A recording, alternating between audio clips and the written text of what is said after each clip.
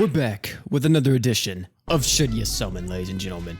This time featuring Emmy, a highly anticipated character. So many people have been waiting for this release, and she is finally here. But here comes the question, is she worth your precious crystals or not? And also, not only is she worth it, but what about the banner itself? And this banner is not looking too bad. I think it's actually got some potential. And you guys kept telling me about this Melissa character, and if I look at the banner right here, I'm gonna be honest with you, I just don't see her. I don't think this character exists. But this banner features, of course, the girl Emmy, got the boy Batiste, you got the girl Joker Celia here, and the girl Norn. Which, you know, just these units alone, these guys have a lot of potential together. But I will say this right out the gate, this banner is really not new player friendly. And I'll explain why. Emmy, if you haven't checked her out yet, I actually made a video talking about the update and I covered her in that. But if you don't know about it, let me just tell you. Emmy is all about going into Revelation. So you need to get her into her true art, and then after that, you know, just load her up with some buffs and let her go crazy in her boss form. Or, my bad, let me use the correct terminology here,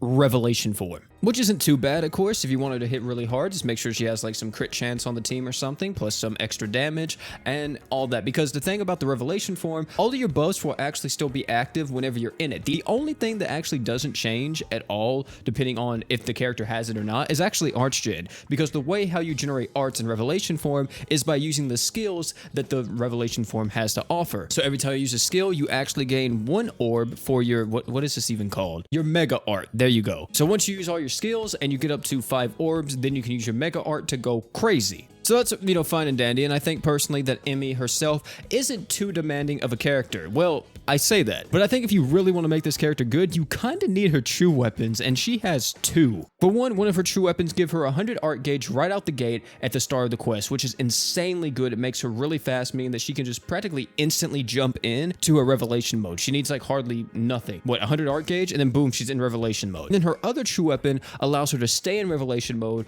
for 30 seconds longer. So if you are planning on using Emmy, it's a kind of a high investment because you either got to get lucky on the Great Awakening or you're spending 60 rainbow gems to get both of the true weapons. If you want to be a little bit more budget, to me personally, I think you go with either one. I think if you value having a longer Revelation mode, then go with that. But if you value instantly having the 100 art gauge right out the gate, then go with the other. Apart from that, I think that she's going to be an okay character, but damn is she slow. Batiste. Now, Batiste is where I think this kind of becomes, oh, this really isn't a new player banner if you look at it. Batiste is an insane damage dealer. He's one of my favorite units in the game. I love Batiste so much. Does insane amounts of damage. He's a ramping damage dealer that's able to ignore defense. Plus, he also has an insane multiplier on his true art. He also gives himself like insane amounts of damage buffs based on his stacks that he has. And then not only does he have insane amounts of damage buffs, he also has an 100% attack buff on the true art. He can ignore enemies' defense. If you use his true weapons, that gives him more attack and more damage. Like, this guy is literally damage incarnate. If you get him going, he is set. But the problem with Batiste is that he relies on other people. Unfortunately, he is not very self-sufficient, and he will need some type of arch-gener like Haruto, Mako, Juno, whoever, to actually support him because he's just not that great by himself. I will say he is really good in the mines. I use him all the time there, and I love him. I'm gonna be honest with you. If you get this guy, build him, use him. I'm telling you, you're gonna like him a lot. Unless you only care about nuking stuff, then you won't like Batiste at all. Joker Celia. This is also a character that some people may argue, oh, you know, this is new player friendly, but here's the thing. Joker Celia, I slept on her whenever she first came out. This girl is broken, but really she's only broken in one game mode, and that is the mines. I think in the mines, Joker Celia is probably hands down the best unit in the game. Like, if I could make a tier list specifically for game modes, and I had the mines tier list right in front of me, Joker Celia is going all the way up in triple S tier. This girl is absolutely broken due to the way that her kit actually works. Based on how her kit works, she has tons of freezing in her kit, as you can tell. She also can give her allies art gauge and all this other stuff. Plus, she also has freeze resistance down, plus she has water resist down, and she also is able to reduce the enemy's crit resist by 100%. Every time Joker Celia freezes, she actually increases her own damage, I think by 30%, and I think this goes all the way up to like 200% or 300% actually. Yeah, I think it's actually 300%. So if you want to get her to 300%, you need to freeze 10 enemies. Well, in most game modes or most situations, that's not possible. Like in the raid, you know, you're really only fighting one boss most of the time. Or if you're fighting like special EXs, or if you're fighting against like an actual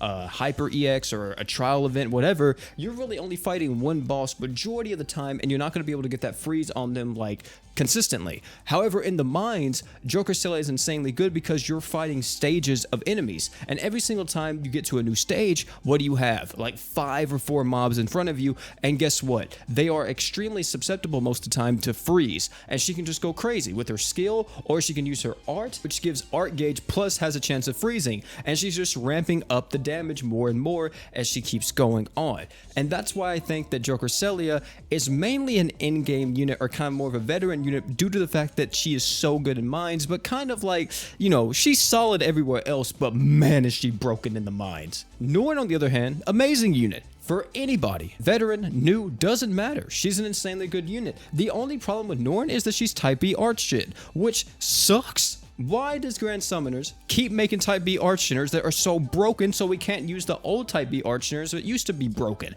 Like, for example, Norn. Norn used to be in everybody's team comp because she was just so good. She was like the original Sistina, the original Haruto and all this other stuff because she had so much art gauge. She did so much for your team. Her slots were really good and she was just a great unit to use. But then Haruto came out and just completely blasted her off the face of the earth. Even with that being said though, she's still really good in the mines itself. One of the best units to take against Omega Palamecia and regular Palamecia, and she also has a pretty solid true weapon for any unit that wants to inflict paralysis. And make sure you have that on her if you take her into the mines as well. You're gonna need it. And now here we are at the verdict. Should you summon or should you not? And I'm gonna be frank with y'all, alright? Let's keep it a whole stack. Let's keep it a whole $150, a whole $250, $350, whatever you want to say. I think this banner is at least a multi's worth. I think you do one multi and you stop. Beyond that point, I don't think you go any deeper. Reason being, nobody on this banner is necessarily meta breaking unless you really care about Joker Celia, and that's specifically for the mines. If you only care about the mines, then you will probably go pretty hard on this banner because Joker Celia hasn't been featured on a banner in a very long time. But if you don't care about the mines, I think you do one multi and then you dip.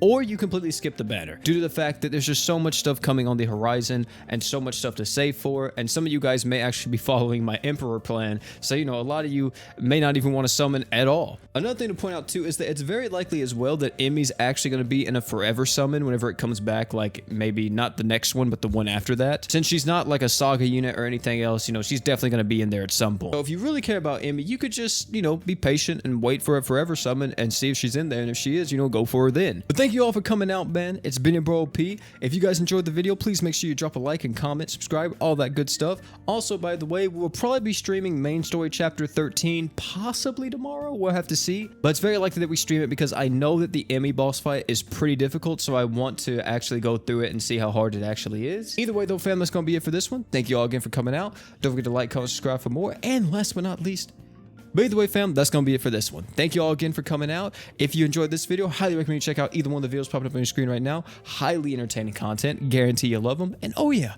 before you leave, don't forget to drink water.